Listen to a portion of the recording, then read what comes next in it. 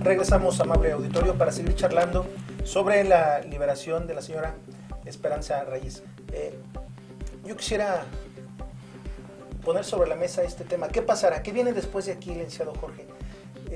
Ya salió Esperanza Reyes, pero mencionábamos antes de ir al corte que la Secretaría de Gobernación menciona de muchos otros casos similares. ¿Qué va a pasar con esos casos?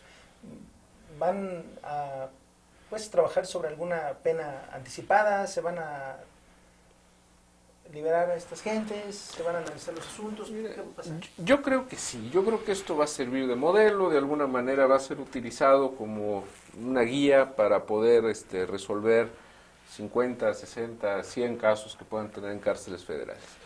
Sin embargo, yo creo que aquí es una llamada de atención, y yo insisto en esto, es una llamada de atención a revisar el sistema de los códigos penales.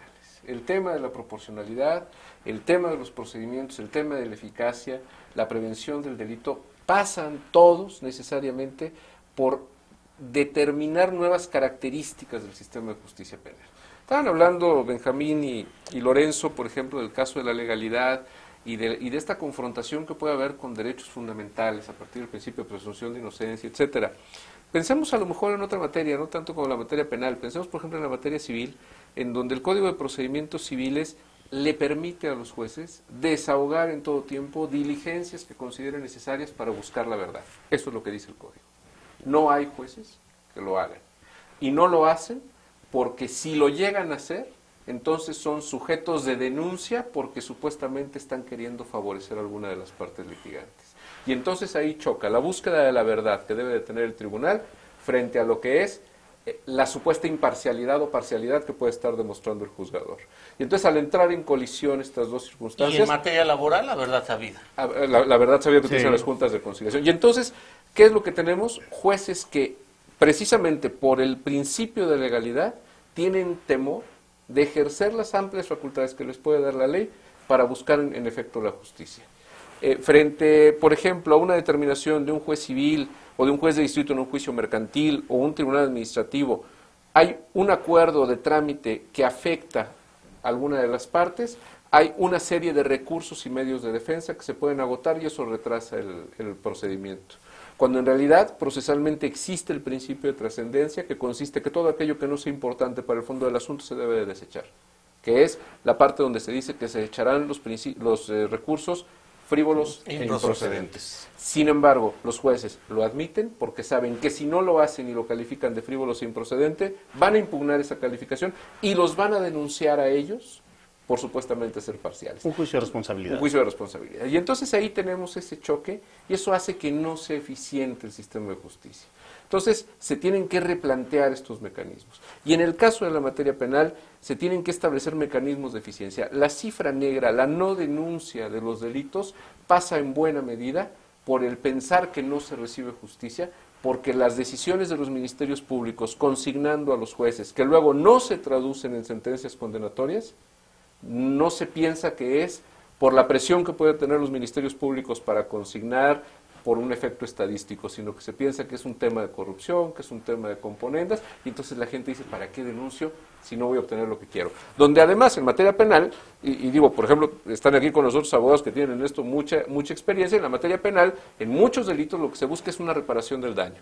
Y el sistema de justicia penal es el menos eficiente para poder lograr la reparación del daño, y es al que más recurre la gente porque piensa que a través es el más rápido de la privación ilegal, a través de la privación de la libertad va a presionar. Piensa que eso es más rápido. Sí, va a ejercer una presión para obtener una reparación del daño, que además nuestro sistema está enfocado más a la punibilidad del delito que a la propia reparación del daño.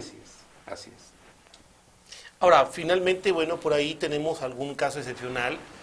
Yo recuerdo el año pasado la juez cuarto del ramo civil en un asunto de carácter eminentemente mercantil, de estricto derecho, en un asunto en donde la parte demandada no contestó y se le condenaba al pago de los intereses a razón del 8% mensual.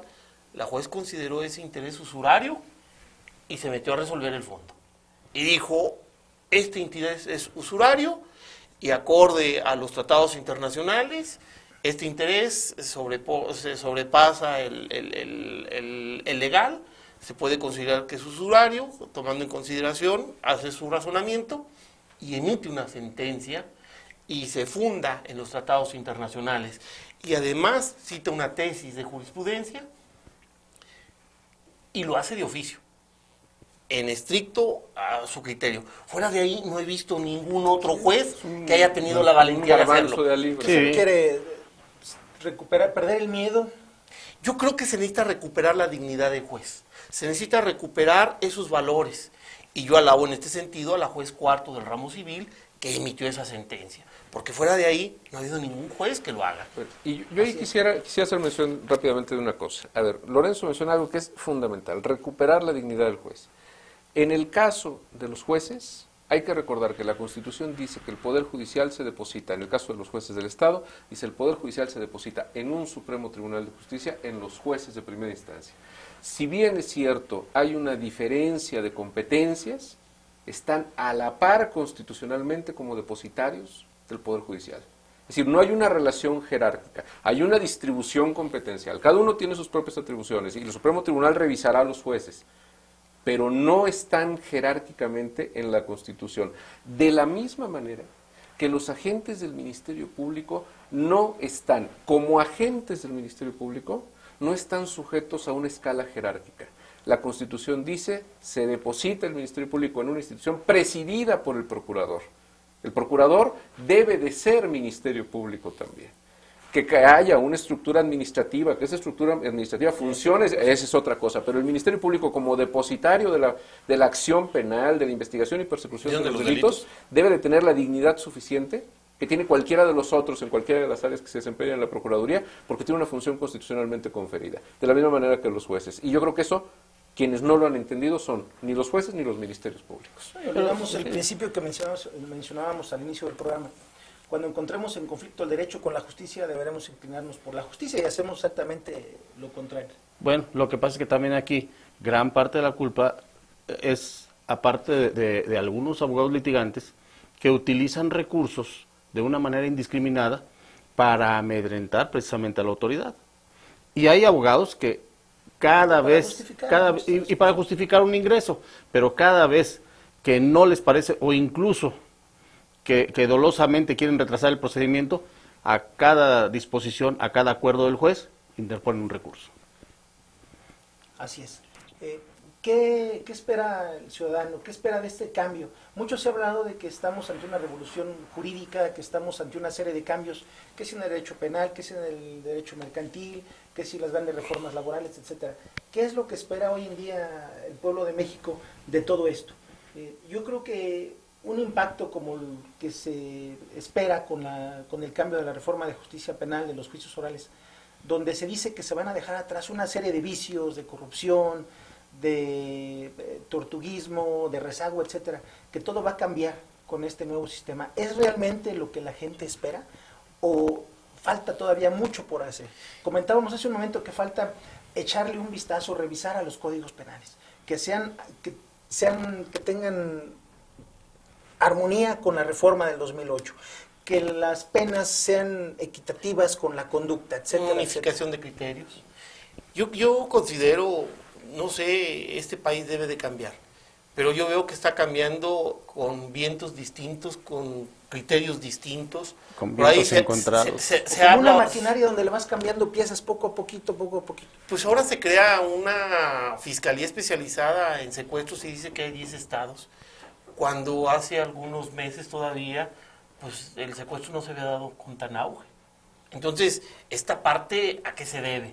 Pues hay una impunidad absoluta y abierta. ¿Sí? ¿Por qué florece el delito? Porque la autoridad lo solapa, lo permite. ¿Por qué la gente no se atreve a denunciar? Porque muchas veces los mismos policías estaban atrás de los secuestros. Sí. ¿Cuántos casos no se ha dicho que los policías por la pérdida de dignidad y credibilidad?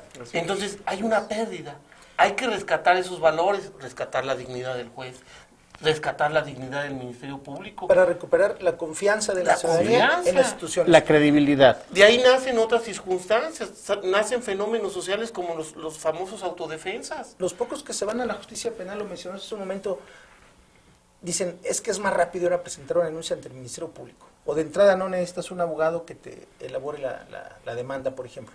Pero te vas a analizar de las sentencias emitidas, en cuántas el ofendido ha sido beneficiado con la reparación del daño, y es Muy poco. porcentaje, no sé, del 2-3%. Y en muchas ocasiones el Más mismo o juez menos, se basa en números gruesos, en el fallas. 95% de los delitos realmente no se denuncian. Así O es. sea, hay un 5% que es lo que forma parte de las estadísticas de la Procuraduría.